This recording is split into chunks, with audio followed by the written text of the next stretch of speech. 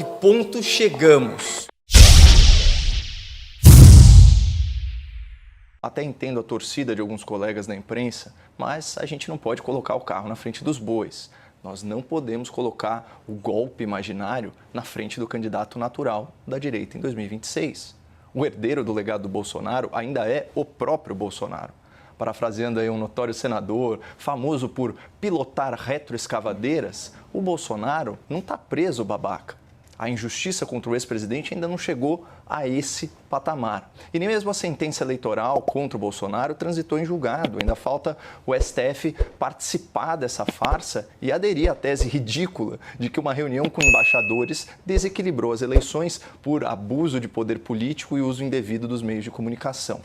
Mas voltando aqui para a seara penal, o status jurídico do Bolsonaro está na etapa do indiciamento.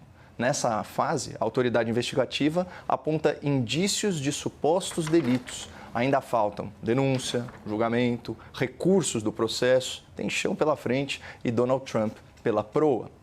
Mas para quem perdeu a conta, esse já é o quarto indiciamento em desfavor do ex-presidente Jair Bolsonaro. O primeiro é sobre o golpe imaginário. O segundo é sobre o cartão de vacinas. O terceiro é sobre as joias presenteadas e devolvidas. E o próximo indiciamento, ao que tudo indica, será esse sobre espionagem. Já as acusações anteriores de racismo gordofóbico, genocídio pandêmico e importunação de baleias não prosperaram. E só uma curiosidade sobre a próxima fase dos processos. A próxima fase é a denúncia.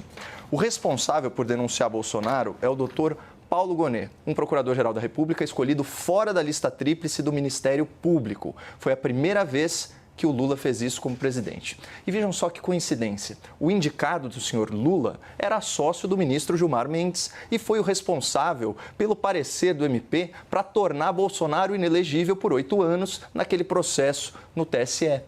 Talvez por isso a Transparência Internacional, naquele seu relatório anual sobre a corrupção no Brasil, tem identificado que a escolha do procurador Paulo Gonet é um exemplo do chamado judiciário de coalizão, uma justiça aparelhada para, supostamente, agradar as elites dos tribunais e beneficiar os interesses do governo petista.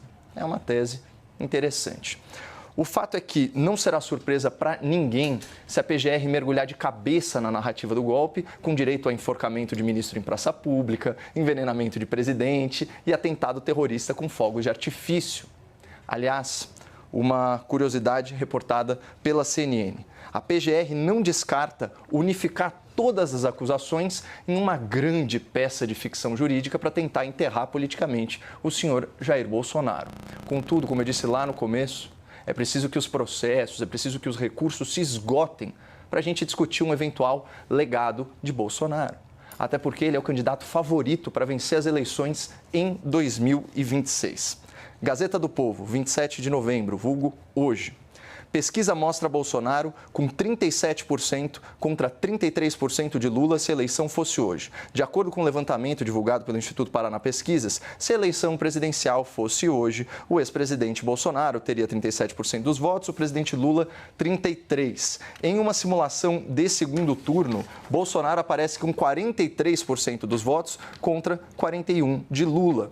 Em um cenário sem Lula, Bolsonaro lidera no primeiro turno com 38% dos votos. Nesse caso, Leandro, o Haddad teria 14%, enquanto Ciro Gomes também 14%. Então, parece que esse é o verdadeiro legado do golpe imaginário e do seu respectivo teatro jurídico. Consolidar Jair Bolsonaro como candidato favorito à presidência da República em 2026.